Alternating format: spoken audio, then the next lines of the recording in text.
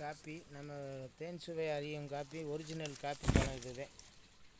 நம்ம அன்றாடம் காலையில் குடிக்கிறது. இதை சாப்பிட்டா புத்துணர்ச்சி வரும், உடம்பு நல்லா ஆரோக்கியமாக இருக்கும்.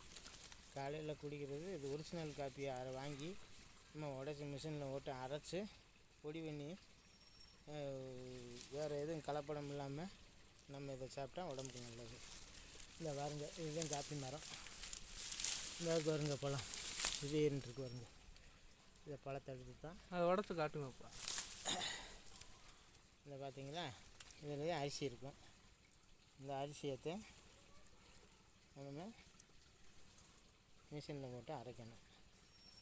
இந்த தோடை நீக்கிட்டு இந்த அரிசியை அரைச்சோம்னா நமக்கு சுவையான காப்பி பொடி கிடைக்கும். இந்த மரமே காப்பி மரம் பாருங்கள். இது தை மாதம் மாசி மாதத்துல தான் நல்ல மரக்கு நமக்கு பழுக்கும்.